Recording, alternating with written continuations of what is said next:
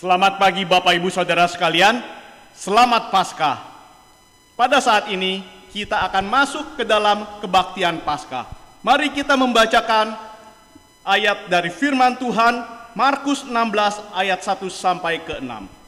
Setelah lewat hari Sabat, Maria Magdalena dan Maria ibu Yakobus serta Salome membeli rempah-rempah untuk pergi ke kubur dan meminyaki Yesus. Dan pagi-pagi benar pada hari pertama minggu itu, setelah matahari terbit, pergilah mereka ke kubur.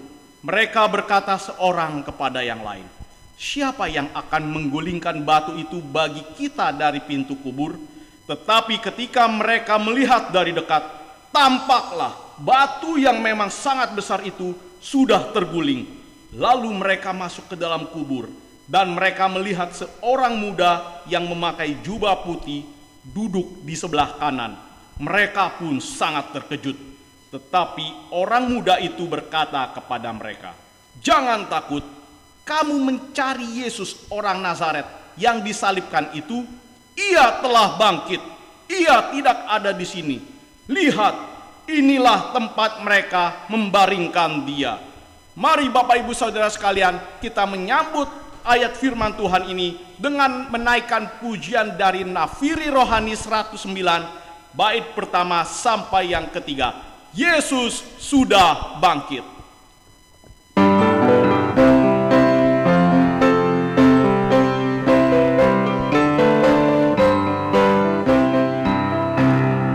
Yesus Kristus telah bangkit.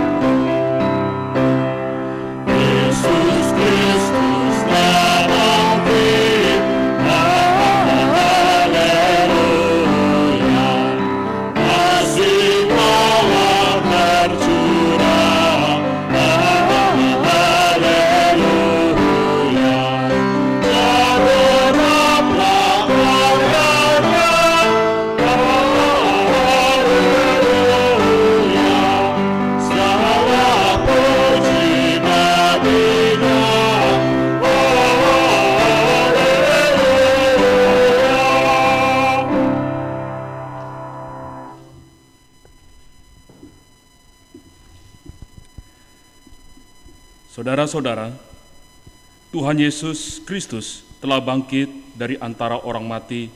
Sekarang Ia berkenan hadir dalam persekutuan kita.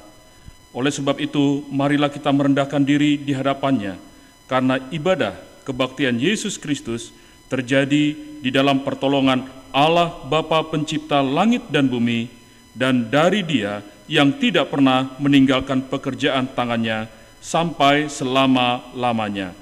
Damai sejahtera dari Allah Bapa, Putra, Roh Kudus kepada saudara sekalian. Amin. Amen.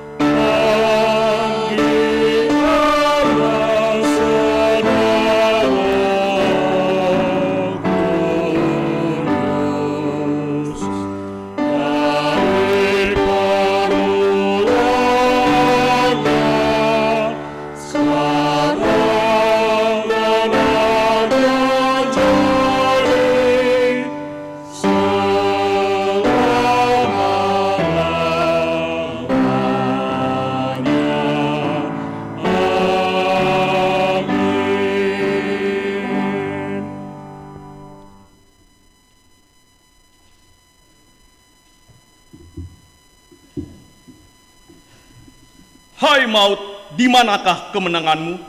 Hai maut, di manakah sengatmu? Sengat maut ialah dosa, dan kuasa dosa ialah hukum Taurat. Tetapi syukur kepada Allah yang telah memberikan kepada kita kemenangan oleh Yesus Kristus, Tuhan kita. Mari Bapak Ibu Saudara sekalian, kita menanggapi ayat firman Tuhan tersebut dengan menaikkan pujian, Glory, Glory, Haleluya.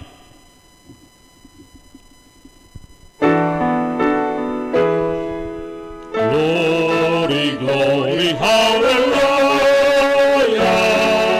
Glory, glory, hallelujah. Glory, glory, hallelujah. Yesus Kristus bangkit.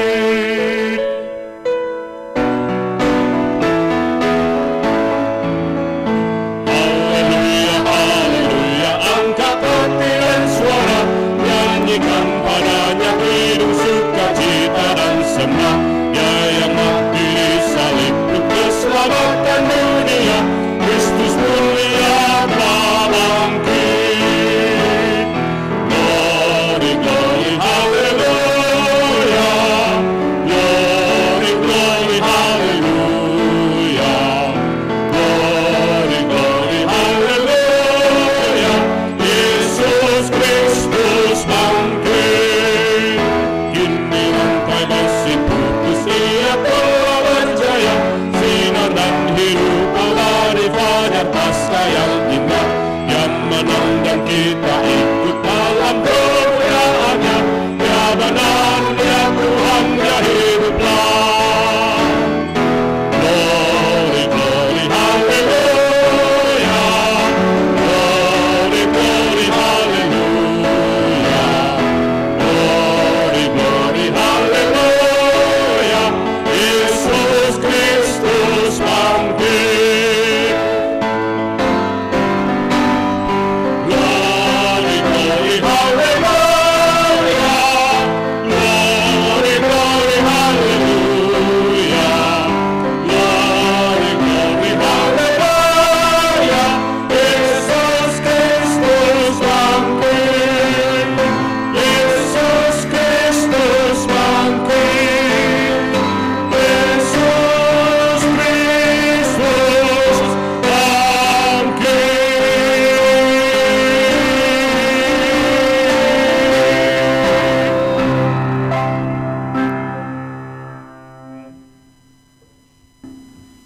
Aku sesat seperti domba yang hilang. Carilah hamba-Mu ini, sebab perintah-perintah-Mu tidak kulupakan. Bapak Ibu Saudara sekalian dalam Yesus Kristus, marilah kita datang kepada Tuhan yang Maha Kudus untuk merendahkan diri, mengakui akan segala dosa dan kesalahan kita, dan memohon pengampunan darinya. Marilah kita awali dengan menyanyikan pujian dari KPRI 51, bait pertama sampai yang ketiga, Pimpin ke Kalvari.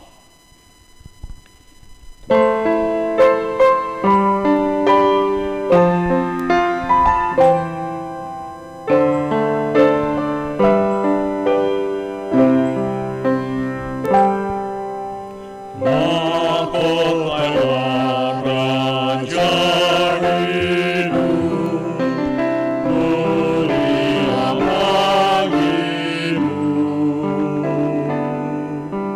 Ingat mahkota durimu, pimpin ke Kalvari. Jangan lupa Yesus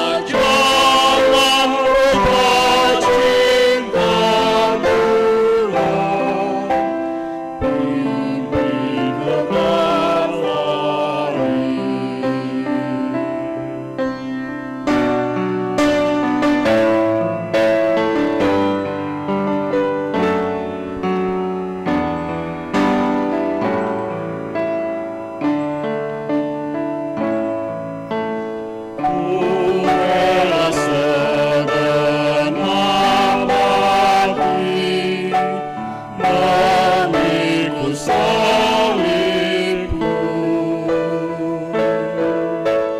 Terima jalan baik sertanya, pimpin ke Kalvari. Jangan lupa Getsemani, jangan lupa sesaranya, jangan lupa cintaku, pimpin ke Kalvari.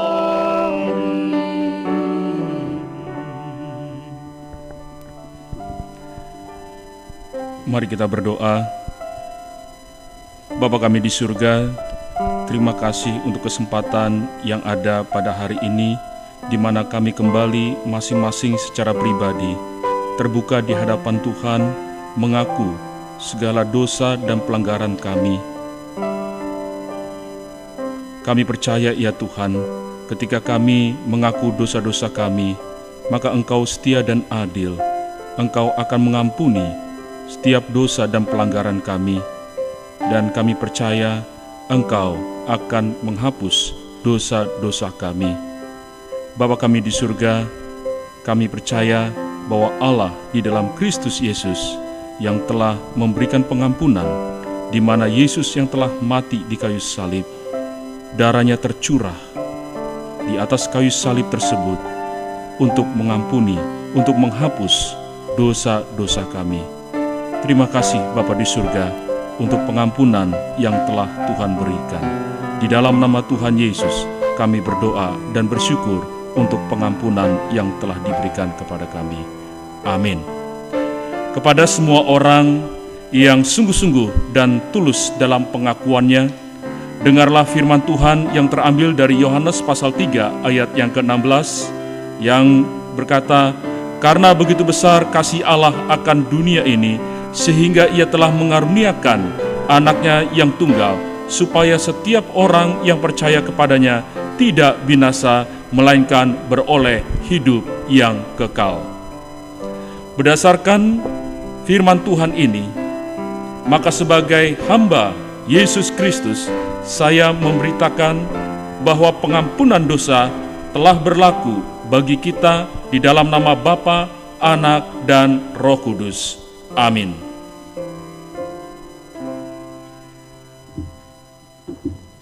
Syukur kepada Allah untuk kasih dan anugerahnya yang besar bagi kita.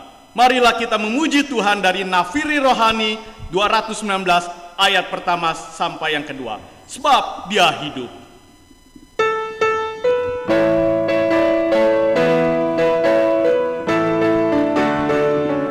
Allah kiri, anaknya Yesus, Dia datang mengasihi. Dia mati dan bangkit kembali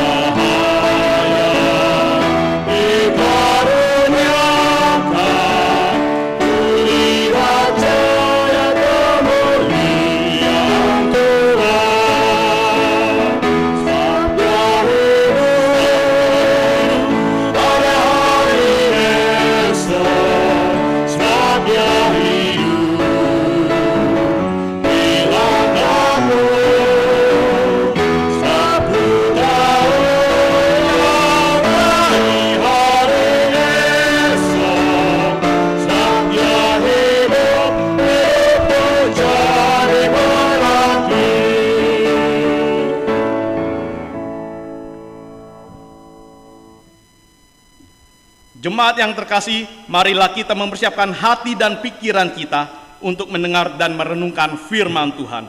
Kita mengawali dengan menyanyikan pujian, "Firman-Mu pelita bagi kakiku."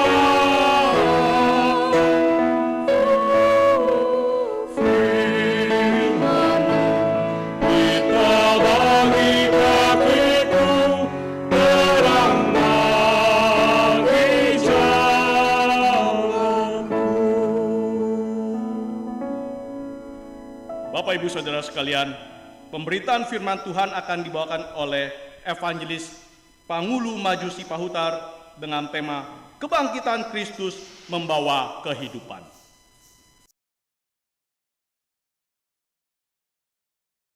Mari kita bersatu di dalam doa. Bapa Surgawi, kami bersyukur kehadirat-Mu atas kasih-Mu yang nyata dalam kehidupan setiap kami. Tuhan masih memelihara kami sampai hari ini semata-mata karena anugerah-Mu. Di tengah berbagai hal yang terjadi di sekeliling kami melihat Tuhan berdaulat sepenuhnya atas jagat raya ini.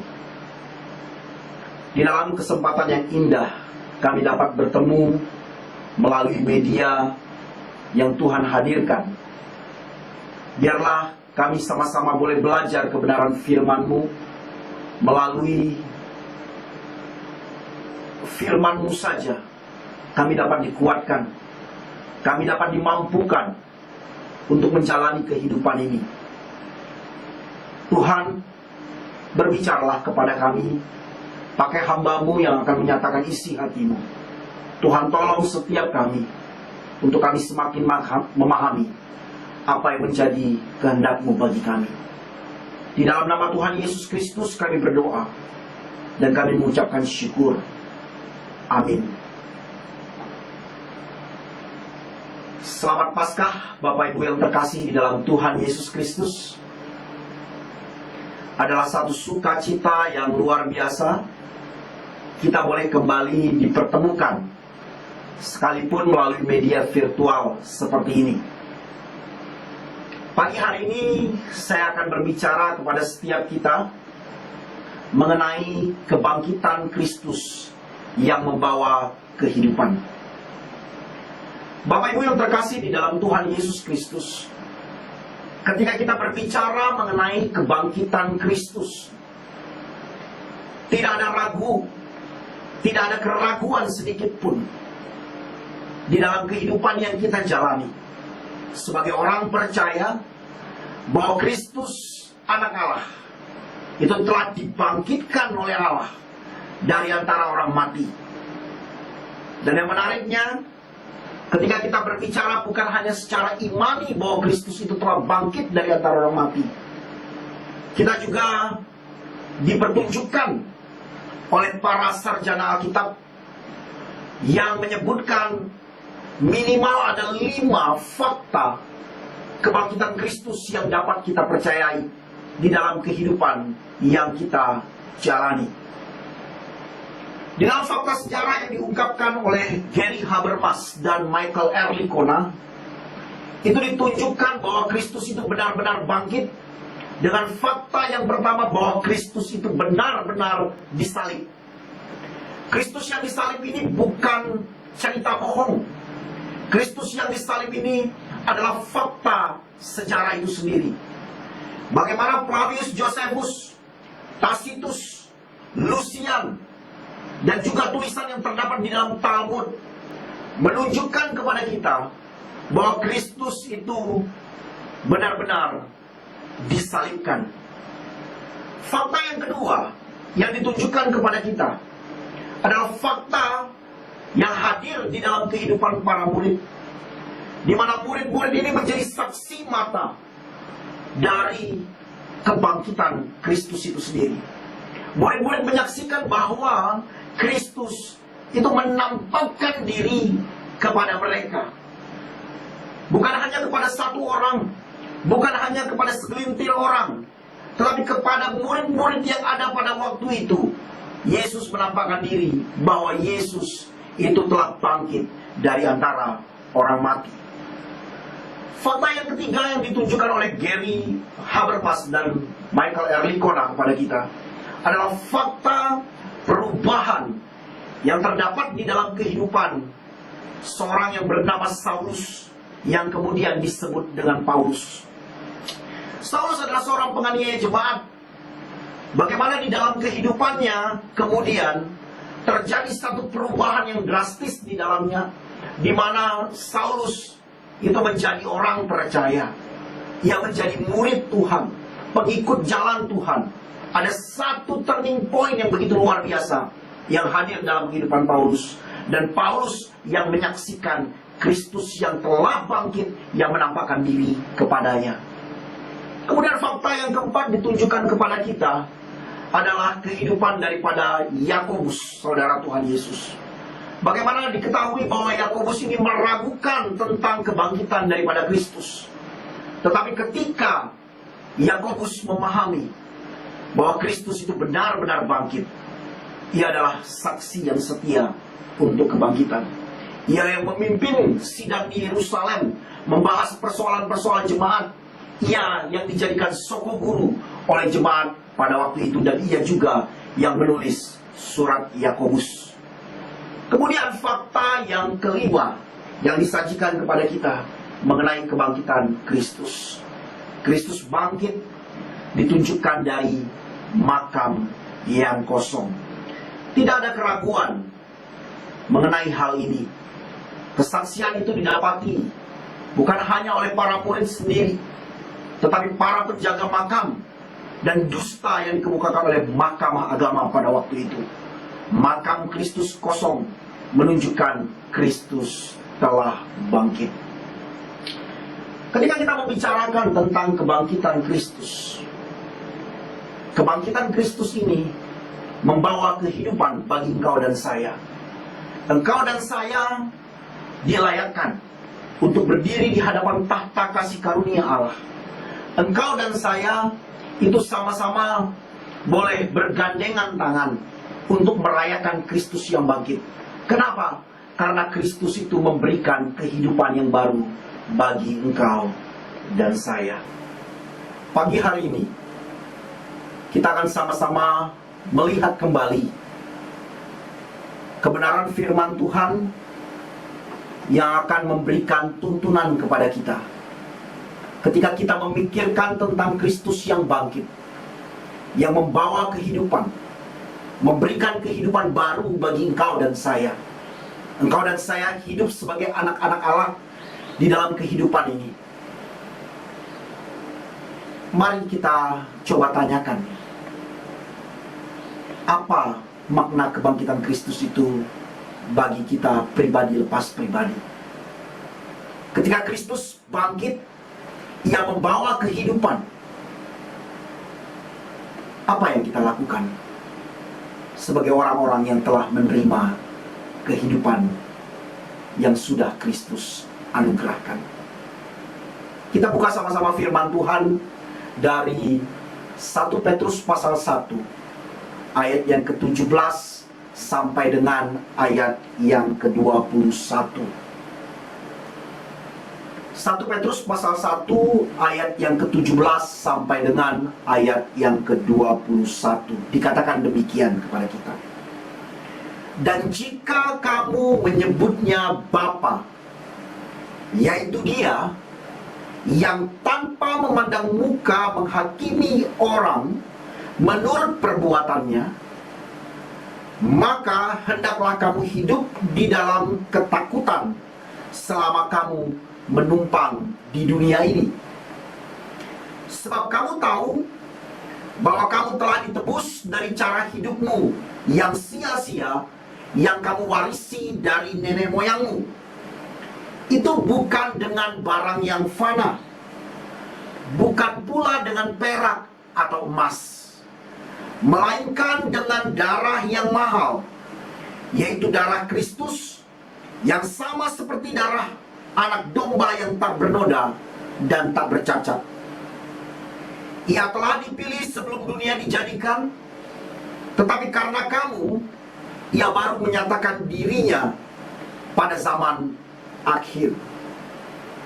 Oleh Dialah kamu percaya kepada Allah yang telah membangkitkan Dia dari antara orang mati, dan yang telah memuliakannya sehingga imanmu dan pengharapanmu tertuju kepada Allah. Sampai sedemikian jauh pembacaan firman Tuhan. Berbahagia setiap kita yang mendengarkan firman Tuhan dan melakukannya di dalam kehidupan kita.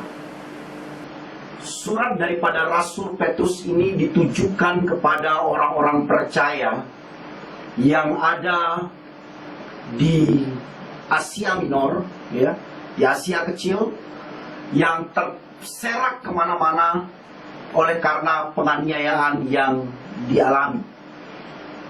Petrus mau memberikan satu dukungan, satu dorongan semangat untuk orang-orang percaya yang mengalami penganiayaan, agar mereka tetap teguh berdiri di atas dasar iman yang telah diberitakan kepada mereka. Di dalam ayatnya yang ke-17 tadi kita lihat bersama, dikatakan kepada kita bahwa dan jika kamu menyebutnya Bapa, yaitu Dia yang tanpa memandang muka menghakimi semua orang menurut perbuatannya, maka hendaklah kamu hidup di dalam ketakutan selama kamu menumpang di dunia ini. Petrus sedang menasihati pendengarnya pada waktu itu, orang-orang percaya yang berada di dalam tekanan, orang-orang percaya yang berada di dalam penderitaan, di dalam kehidupan yang mereka jalani, bagaimana mereka harus hidup. Mereka harus hidup di dalam sebuah ketakutan. Ketakutan yang seperti apa? Bukan ketakutan di dalam nuansa yang negatif yang hendak dikemukakan Petrus kepada jemaat di sini, tetapi ketakutan yang hadir dengan rasa hormat, ketakutan yang hanya layak untuk ditujukan kepada Allah saja. Dengan kesadaran akan apa? dengan kesadaran bahwa engkau sebagai orang percaya, di dalam engkau menghadapi penderitaan, di dalam engkau menghadapi penganiayaan, bahwa engkau hanya menumpang di dunia ini. Dengan kesadaran bahwa engkau menumpang di dunia ini, engkau diajak untuk mengakui Allah itu sebagai Bapamu, Allah itu sebagai hakim di dalam kehidupan yang kau jalani. Oleh karena itu, kesadaran bahwa Allah sebagai Bapa, kesadaran bahwa Allah sebagai hakim harus melahirkan rasa takut yang penuh hormat kepada Dia. Karena Dialah pemilik daripada dunia ini, yang berkuasa, yang berdaulat sepenuhnya atas dunia yang telah diciptakan. Kita sebagai manusia, sebagai orang percaya, kita harus melihat bahwa diri kita adalah para peziarah, orang-orang asing yang tinggal di dunia ini. Dunia ini dengan segala hal yang ada di dalamnya, itu tidak akan mungkin mudah menerima kita dengan prinsip-prinsip yang kita punya di dalam kerajaan Allah. Oleh karena itu, Petrus hendak mengencourage mereka. Engkau sebagai peziarah-peziarah iman, ya, ingatlah bahwa engkau bukan berasal dari dunia ini. Dan ingatlah juga bahwa Tuhanlah yang mempunyai dunia ini. Dunia ini berada di dalam tangannya. Satu hari kelak, dunia ini akan tiba masanya untuk Tuhan menghakiminya. Setiap kita akan dihakimi oleh Tuhan tanpa Ia memandang muka. Dia adalah hakim, Dia adalah Bapa kita. Dan di dalam kehidupan yang kita jalani, kita harus menjalaninya dengan rasa takut akan Allah yang hadir senantiasa di dalam kehidupan yang kita jalani. Kemudian, Rasul Petrus juga hendak menegaskan kepada pendengarnya bahwa sebagai orang-orang yang takut akan Allah, yang menganggap Allah itu sebagai Bapa dan Hakim, engkau di-encourage untuk hidup di dalam takut akan Dia.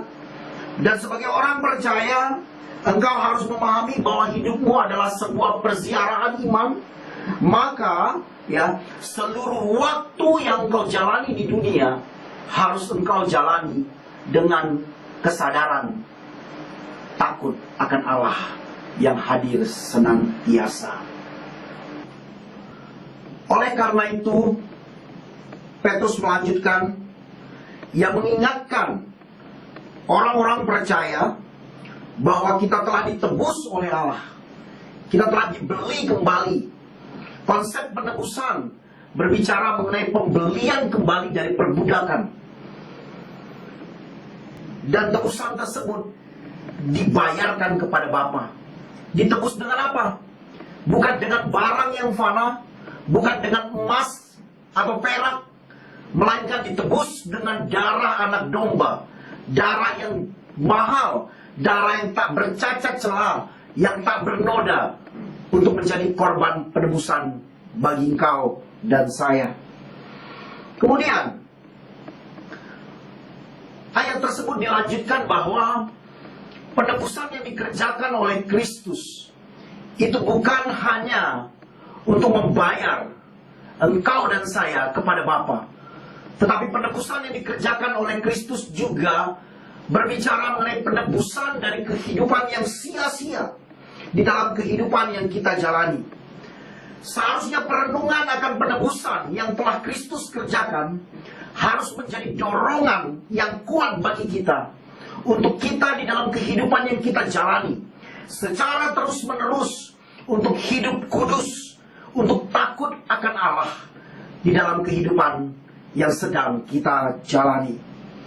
Allah menginginkan kita sebagai orang percaya untuk hidup sesuai dengan apa yang kita ketahui. Dan sangat perlu bagi setiap kita untuk kita diingatkan mengenai apa yang kita ketahui di dalam kehidupan yang kita jalani. Ya, ketika kita melihat bahwa Paskah itu hadir setiap tahunnya di dalam kehidupan yang kita jalani, Sering sekali kita kehilangan makna dari Paskah itu. Dan perlu bagi saya sebagai hamba Allah untuk mengingatkan kepada setiap kita kembali apa yang Kristus kerjakan ketika kita memperingati Paskah. Ketika di pagi itu kemenangan Yesus bangkit dari antara orang mati, penebusan itu telah dibayar bagi engkau dan saya. Allah menginginkan engkau dan saya untuk tidak menghidupi kehidupan yang penuh dengan kesia-siaan, tetapi Allah menginginkan engkau dan saya untuk hidup di dalam kehidupan yang penuh dengan makna. Kita ditebus dengan darah Kristus yang mahal. Penebusan ini bukan hanya untuk penebusan dari kesengsaraan kekal di neraka, tetapi penebusan ini berlaku di dalam kehidupan yang kita jalani, dari kehidupan yang penuh dengan kesia-siaan. Perilaku sia-sia sering sekali hadir di dalam kehidupan, menjadi sebuah perilaku yang kosong, yang tanpa makna, perilaku yang penuh dengan kesembronoan, perilaku yang membuang-buang waktu di dalam kehidupan, dan perilaku-perilaku yang tidak mendatangkan kehormatan bagi nama Allah.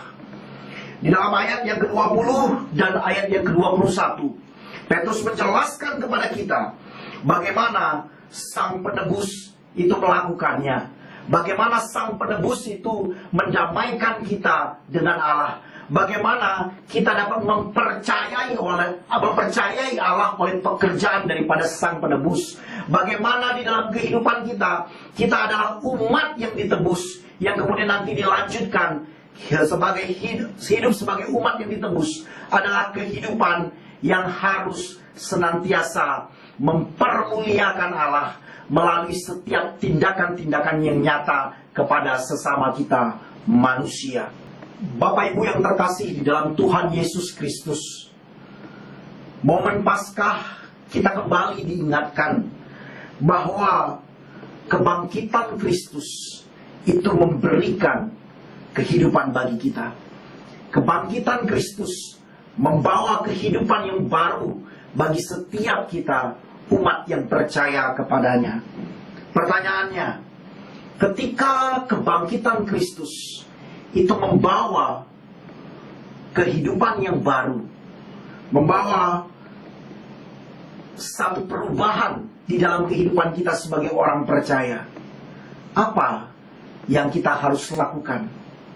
Secara khusus ketika kita memasuki momen Paskah pada tahun ini, di mana kita menyadari bahwa dunia begitu bergejolak, bagaimana virus COVID-19 telah meluluhlantakkan semua sistem yang ada secara global. Bagaimana perekonomian dunia juga terdampak akibat daripada virus yang terjadi di mana-mana. Sebagai anak-anak Tuhan, di dalam momen Paskah ini, saya mengajak setiap kita dari teks yang kita sudah paparkan tadi, kita boleh belajar apa yang Tuhan kehendaki bagi kita untuk kita lakukan. Jikalau kebangkitan Kristus itu membawa kehidupan yang baru bagi engkau dan saya, mari setiap kita sebagai anak-anak Tuhan belajar untuk melihat apa yang dapat kita lakukan. Secara khusus saya mengambil 3 pembelajaran yang dapat kita renungkan pada Paskah di tahun ini. Yang pertama, saya mengajak setiap kita untuk mengingat bahwa kita ini adalah seorang peziarah di dalam dunia ini. Kewarganegaraan kita bukanlah kewarganegaraan duniawi. Alkitab menyatakan kepada kita bahwa kewarganegaraan kita adalah kewarganegaraan surgawi. Namun sering sekali sebagai peziarah di dunia ini, hati kita itu dipenuhi dengan begitu banyak kekhawatiran.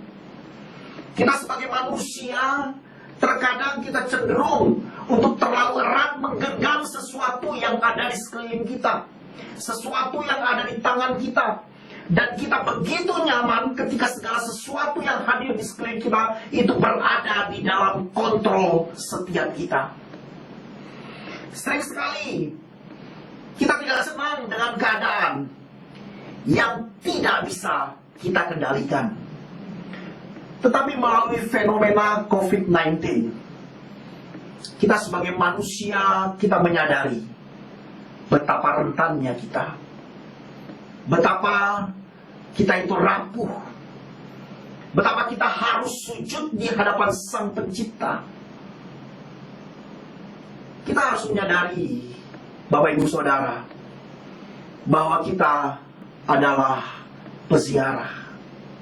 Yang menjadi pemilik dunia ini adalah Tuhan sendiri, yang akan datang satu hari kelak sebagai hakim bagi setiap kita.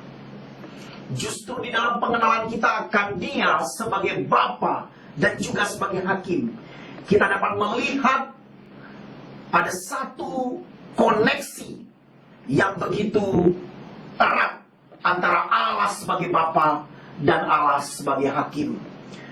Sebagai Bapa, kita adalah anak-anaknya, kita umat kepunyaannya.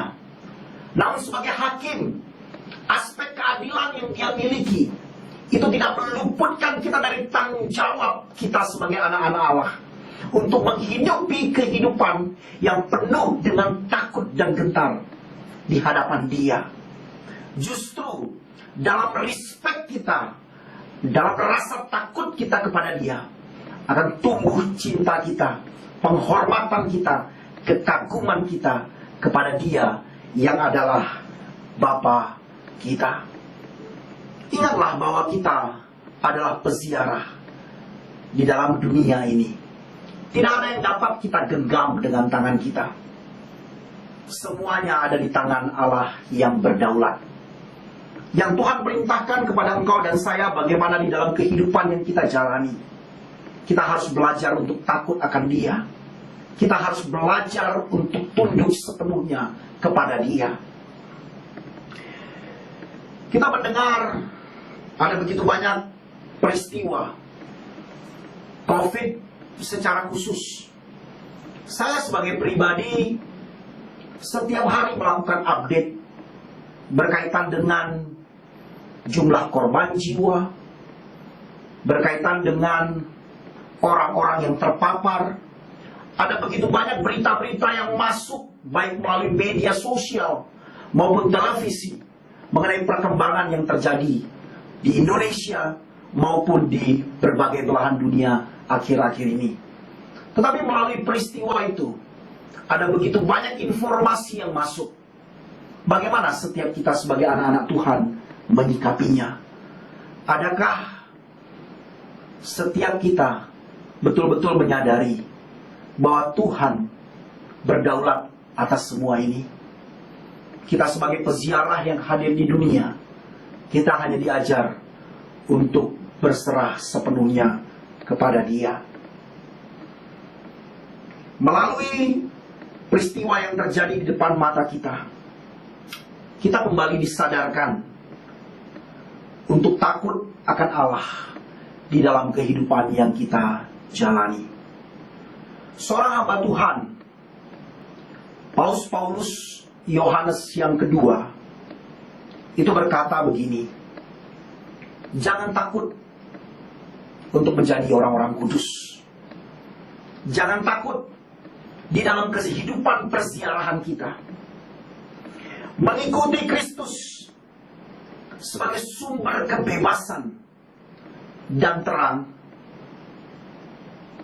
Kita diminta untuk terbuka kepada Tuhan, sehingga Dia dapat menuntun kita, menerangi jalan kita, melalui setiap fenomena, melalui setiap hal yang terjadi di sekeliling kita hari-hari ini.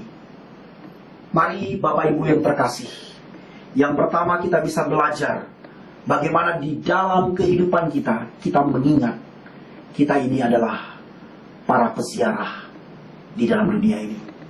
Satu hari kelak kita akan kembali kepada Sang Pencipta kita. Bagaimana cara kita kembali? Masing-masing orang akan kembali dengan cara yang berbeda. Mungkin ada yang meninggal karena sakit, ada yang meninggal karena COVID. Apapun bisa menjadi cara kita kembali. Tetapi belajar untuk takut dan menghormati Allah di dalam hidup yang kita jalani akan membawa kita kepada satu pengharapan, satu kepastian yang pasti bersama dengan Dia, Sang Pencipta kita. Yang kedua, yang kita bisa pelajari bersama, bahwa sebagai orang percaya, kita diajar untuk menyadari akan identitas setiap kita. Petrus menunjukkan kepada kita bahwa kita ini adalah anak. Ketika kita memanggil Dia sebagai Bapa, maka pada saat yang sama kita mengakui bahwa kita adalah anak-anaknya. Sebagai anak-anaknya, kita diajak untuk menunjukkan terang kasih Tuhan itu dimanapun kita berada. Sebagai anak-anaknya, kita ditantang untuk menjadi terang dimanapun kita ditempatkan, supaya melalui kehidupan kita, nama Bapa di surga itu dipermuliakan. Kemudian Petrus juga menunjukkan kepada kita agar kita menyadari identitas kita. Di tengah setiap persoalan, di tengah setiap penderitaan, satu encouragement yang diberikan oleh Petrus kepada pendengarnya pada waktu itu untuk mereka menyadari bahwa mereka adalah umat tebusan Allah. Mereka telah ditebus oleh Allah. Mereka telah ditebus oleh darah anaknya. Mereka telah ditebus bukan dengan barang yang fana, bukan dengan perak ataupun dengan emas, tetapi mereka telah ditebus dengan darah anak domba yang mahal.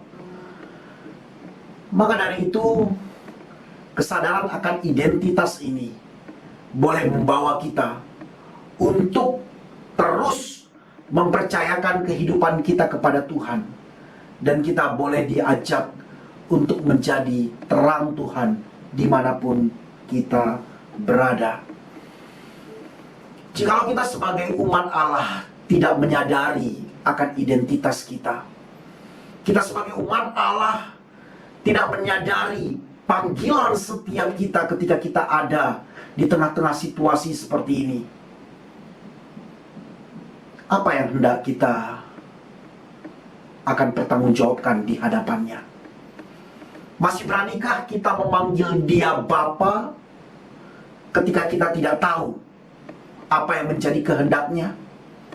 Masihkah berani kita memanggil Dia Bapa ketika identitas itu disematkan kepada setiap kita?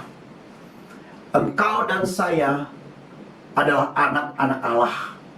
Engkau dan saya adalah umat yang telah ditebus olehnya. Kristus Yesus sebagai domba yang tersembelih, yang mati dan bangkit bagi engkau dan saya. Dia telah menjadi penyelamat yang menebus dosa engkau dan saya. Seberapa engkau menghargai apa yang sudah Dia kerjakan bagi hidupmu dan hidupku? Biarlah kesadaran akan identitas kita akan memberikan satu dorongan bagi kita untuk terus berkarya bagi Tuhan. Kristus Yesus sudah melakukan yang terbaik buat engkau dan saya. Kristus Yesus sudah mati tergantung di atas kayu salib untuk menggantikan engkau dan saya. Engkau dan saya diperdamaikan di hadapan Bapanya. Engkau dan saya dilayakkan untuk memanggil Bapanya Bapa. Mari Bapak Ibu Jemaat yang dikasihi oleh Tuhan, ketika kita belajar menyadari akan identitas kita, kita didorong untuk mengambil bagian, memancarkan terang Kristus kemanapun kita pergi. Di dalam situasi-situasi seperti ini, terang Kristus harus terus memancar. Terang Kristus, dikatakan Alkitab kepada kita tadi bahwa kita telah ditebus oleh Kristus dari kesia-siaan. Maka dari itu kita di-encourage, kita diajak untuk mengisi kehidupan yang kita jalani sebagai anak-anak Allah, kehidupan yang telah menerima hidup yang dari Allah, untuk mengisi kehidupan ini dengan sungguh-sungguh, dengan memaknai setiap kesempatan yang telah Tuhan hadirkan bagi kita. Kita telah ditebus dengan cara hidup yang sia-sia. Dari cara hidup yang sia-sia, hidup yang bermakna harus dijalani dengan takut akan Tuhan, dan kita dituntut untuk menghidupinya di dalam kekudusan. Hidup yang bermakna ditunjukkan di dalam ayat yang ke-22, bagaimana setiap kita mengamalkan kasih persaudaraan yang tulus dan ikhlas kepada sesama kita. Di dalam kondisi bangsa yang seperti ini, kita dapat memikirkan berbagai macam cara untuk mengisi hidup kita dengan penuh makna. Bagaimana di dalam kehidupan yang kita jalani, kita melihat melalui fenomena COVID yang terjadi, resesi ekonomi dialami di berbagai belahan dunia, secara khusus Indonesia. Bagaimana orang-orang di luar sana yang hidup dari hari ke hari, ya, hidup hari ini didapat dari penghasilan yang diperoleh hari ini. Hidup esok hari didapat dari penghasilan untuk esok hari. Tetapi ketika fenomena COVID melanda berbagai belahan dunia dan juga Indonesia, bagaimana orang-orang mulai sulit untuk mencari nafkahnya. Kita menemukan juga kenyataan ada perusahaan-perusahaan besar yang telah melakukan PHK terhadap karyawan-karyawannya karena ketidaksanggupan untuk membayarkan upah oleh karena minimnya pendapatan yang diterima. Kita sebagai anak-anak Tuhan ditantang untuk dapat menjadi katalisator yang dapat membawa transformasi bagi bangsa kita. Apa yang kita bisa kerjakan? Mungkin kita bisa mengambil bagian di dalam memberikan dorongan semangat kepada para medis yang bergerak di garis depan, mereka yang kesulitan dengan alat pelindung diri, mereka yang bergumul untuk makanan yang mereka akan cicipi. Mari anak-anak Tuhan, dengan cara kreatif melalui momen Paskah ini, kita pikirkan bagaimana caranya kita bisa berbuat sesuatu bagi mereka. Ada beberapa jemaat yang saya layani, itu menyisihkan dari uang yang mereka punya setiap harinya, akan secara random memberikan makanan gratis melalui Gojek ataupun GrabFood kepada para driver, yang mereka sadar bahwa para driver ini juga kesulitan untuk mencari orderan di tengah situasi yang demikian. Mereka harus menghidupi anak dan istri mereka. Tetapi dengan uluran kasih yang kita bisa tunjukkan, mereka juga boleh mendapatkan berkat seperti yang kita terima. Atau mungkin kita bisa melihat ke sekeliling kita, kepada orang-orang yang kurang beruntung nasibnya, yang ada di sekeliling gereja kita, yang ada di sekeliling komunitas kita, dengan kita dapat menjadi berkat bagi mereka. Biar kiranya Tuhan berikan kepada kita hikmat bagaimana kita bisa menjadi katalis transformasi bagi Indonesia. Biarlah melalui momen Paskah ini, saya mengajak setiap kita untuk sama-sama mengingat bahwa kita adalah peziarah. Kita hidup di dalam dunia yang sementara. Satu hari kelak kita akan mempertanggungjawabkan perbuatan kita di hadapan Sang Pencipta, Hakim yang adil dan juga Bapa kita.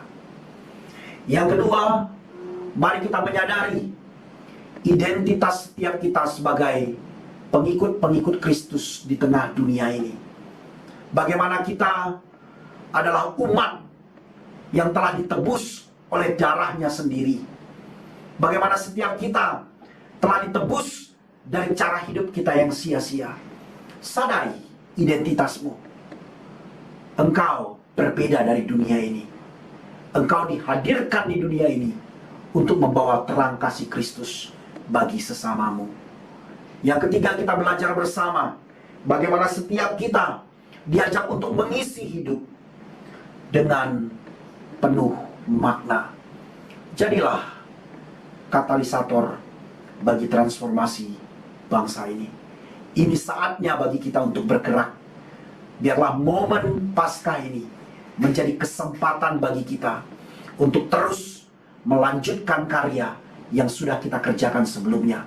Dan kita bisa meninggalkan jejak bagi generasi di belakang kita untuk apa yang sudah kita anak-anak Tuhan kerjakan.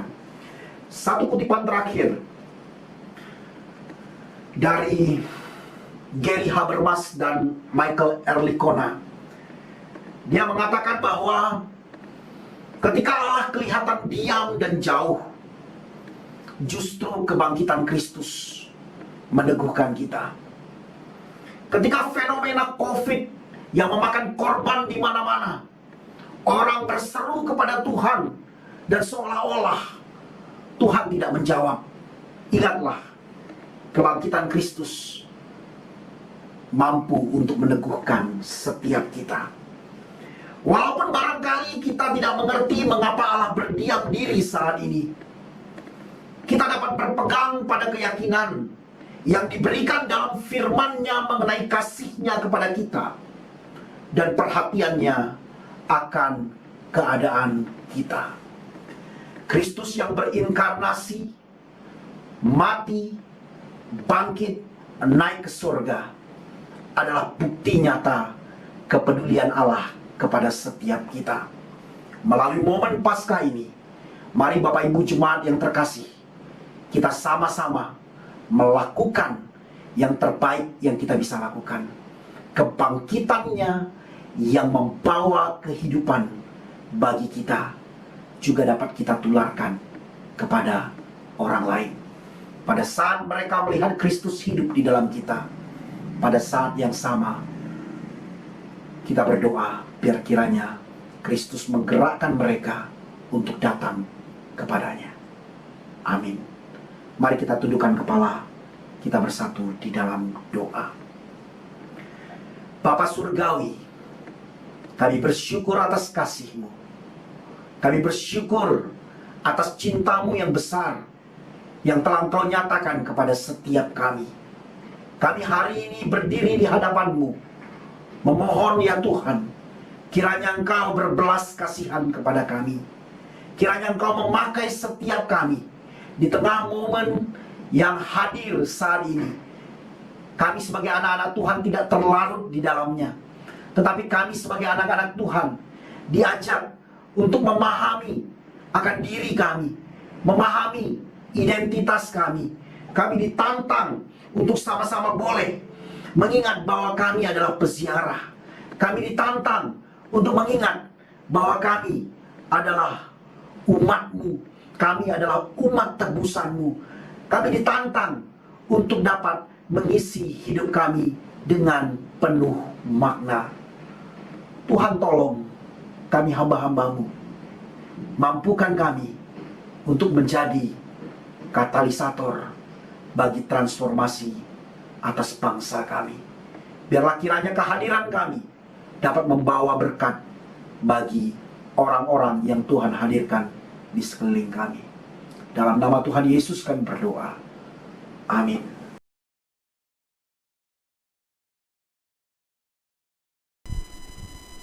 Jemaat yang dikasihi oleh Tuhan, mari kita bersama-sama menaikkan pokok doa syafaat kita pada hari ini. Mari kita bersatu di dalam doa. Bapa kami di surga, terima kasih Tuhan untuk hari ini, di mana kami dapat merayakan Paskah, kebangkitan Kristus dari kematian. Kami bersyukur oleh karena kuasa Tuhan, di mana maut telah dikalahkan maut tidak berkuasa lagi. Dan kami berdoa ya Tuhan, dan sungguh bersyukur kepada Allah yang hidup. Karena Yesus sudah bangkit, kami memiliki ada pengharapan, ada hari esok. Karena Yesus telah bangkit, kami tidak perlu lagi khawatir di dalam menghadapi hari-hari yang ada di depan kami.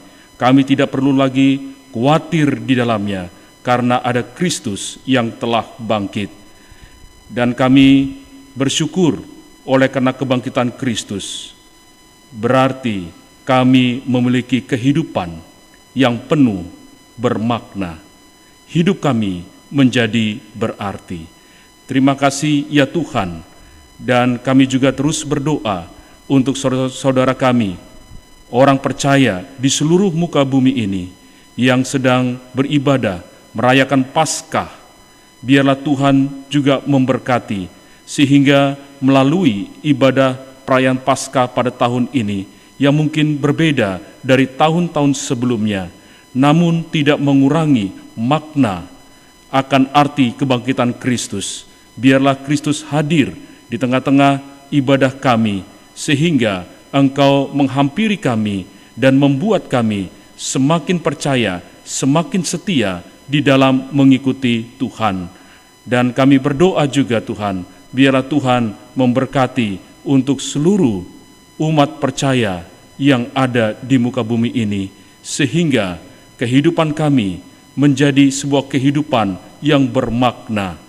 Dan kami juga berdoa ya Tuhan, untuk situasi, kondisi yang ada sekarang ini, biarlah melalui kebangkitan Kristus, kami tidak takut untuk menghadapi wabah virus corona yang kami tidak tahu sampai kapan ini berlangsung, tetapi oleh karena kebangkitan Kristus membawa kami untuk sebuah pengharapan bahwa badai virus corona ini pasti berlalu.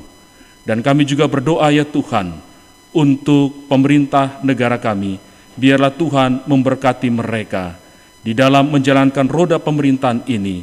Biarlah mereka sungguh-sungguh untuk memajukan bangsa negara kami yang sedang dalam kondisi, situasi yang tidak memungkinkan. Tetapi kami percaya oleh karena hikmat yang diberikan oleh Tuhan, maka para pemimpin negara kami dapat melalui masa-masa kritis yang ada sekarang ini dengan pengharapan daripada Tuhan.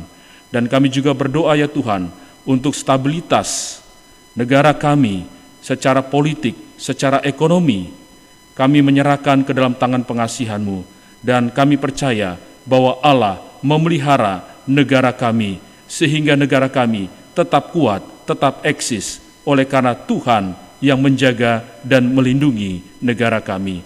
Dan kami juga berdoa ya Tuhan, untuk seluruh jemaat-Mu, Gereja Kristus Taman Kota, biarlah Tuhan juga memberkati di dalam kehidupan hari lepas hari, sehingga melalui ibadah Paskah tahun ini membuat iman percaya jemaat-Mu semakin kuat, semakin bertambah, semakin dewasa di dalam pengenalan akan Tuhan. Dan kami juga berdoa ya Tuhan pada hari ini, menyerahkan setiap anak-anak Tuhan di dalam ataupun di tengah-tengah pergumulan yang ada. Mari Tuhan, Engkau menghampiri kami, dan biarlah Allah sendiri yang mengintervensi di dalam setiap kehidupan kami, sehingga kami akan melihat kuasa Tuhan, mujizat demi mujizat yang akan Tuhan berikan kepada kami. Dan kami menyerahkan hidup kami ke dalam tangan pengasihan-Mu, dan dengan sebuah keyakinan bahwa Allah senantiasa tidak pernah meninggalkan kami. Allah terus menyertai kami sampai selama-lamanya. Terima kasih ya Tuhan, inilah doa syafaat kami yang kami naikkan hanya di dalam nama Tuhan Yesus Kristus. Amin.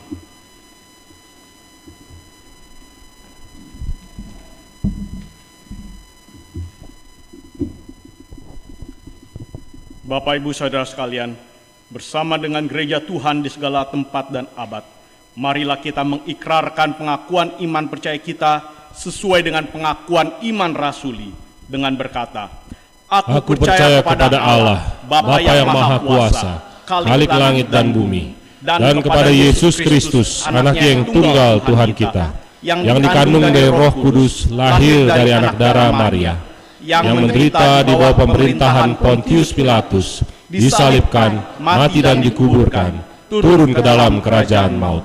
Pada hari yang ketiga, bangkit pula dari antara orang mati, naik ke surga, duduk di sebelah kanan Allah, Bapa yang Maha Kuasa, dan akan datang dari sana untuk menghakimi orang yang hidup dan yang mati. Aku percaya kepada Roh Kudus, gereja yang kudus dan am, persekutuan orang kudus, pengampunan dosa, kebangkitan orang mati, dan hidup yang kekal. Amin. Bapak, Ibu, Saudara sekalian, di dalam memberikan persembahan selama kebaktian online, kita dapat melakukan scan QR Code yang akan ditampilkan di layar. Atau Bapak, Ibu, Saudara sekalian bisa mentransfer ke rekening Gereja Kristus Taman Kota di Bank CIMB dengan nomor rekening yang akan ditampilkan di layar. Bapak, Ibu, Saudara sekalian, biasanya di dalam hari ulang tahun Gereja Kristus Taman Kota yang dirayakan bersamaan dengan Paskah, biasanya kita mengadakan acara. Tetapi pada saat ini kita tidak bisa mengadakan acara karena kita meniadakan kebaktian fisik, kita hanya mengadakan kebaktian secara online. Maka pada tahun ini kita coba menggalang dana di dalam menanggulangi penanganan virus corona. Kita coba berbagi kasih, mengingat akan cinta kasih Tuhan kepada kita. Kita juga bisa berbagi kasih di hari ulang tahun Gereja Kristus Taman Kota. Kita memberikan bantuan untuk penanganan virus corona dengan memberikan sumbangan pada QR Code yang telah ditampilkan serta nomor rekening Gereja Kristus Taman Kota yang telah ditampilkan dengan cara menambah angka 1 pada nilai nominal yang Bapak, Ibu, Saudara akan donasikan. Misalnya Bapak, Ibu, Saudara sekalian akan memberikan 100.000, maka diharapkan Bapak, Ibu, Saudara sekalian bisa menambahkan angka 1 jadi 100.001. Kiranya Tuhan memberkati kita semua. Bapak, Ibu, Saudara sekalian, Yesus mendekati mereka dan berkata, "Kepadaku telah diberikan segala kuasa di sorga dan di bumi. Karena itu, pergilah, jadikanlah semua bangsa muridku, dan baptislah mereka ke dalam nama Bapa dan Anak dan Roh Kudus, dan ajarlah mereka melakukan segala sesuatu yang telah kuperintahkan kepadamu. Dan ketahuilah, aku menyertai kamu senantiasa sampai kepada akhir zaman." Marilah kita melayani Tuhan serta mewartakan karya keselamatan Yesus Kristus, sehingga kita bisa menjadi saluran berkat bagi orang lain. Kita menaikkan pujian Kristus hidup dari KPRI 61.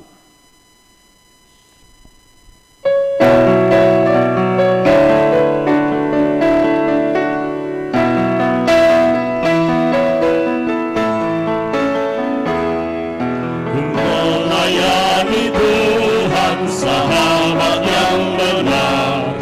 Ku yakin Dia hidup sekarang dan selamanya. Rahmat-Nya ku alami, suara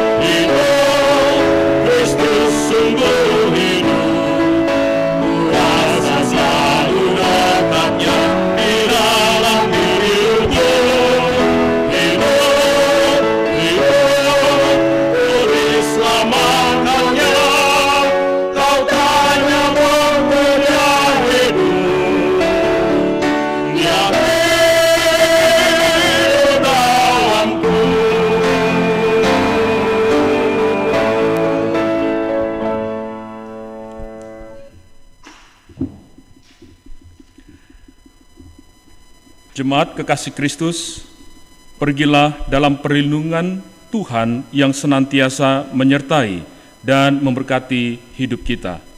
Marilah kita lanjutkan dan wujudkan tugas dan panggilan kita sebagai gereja Tuhan, dengan keyakinan kita akan pertolongan dan kasih Kristus yang telah menganugerahkan kita kehidupan yang baru. Kini terimalah berkat dari Tuhan. Damai sejahtera Allah yang mengatasi segenap pengertian akan melindungi hati dan pikiran saudara di dalam Kristus Yesus. Kiranya berkat dari Allah Bapa dan Putra dan Roh Kudus menyertai saudara sekalian. Haleluya. Amin.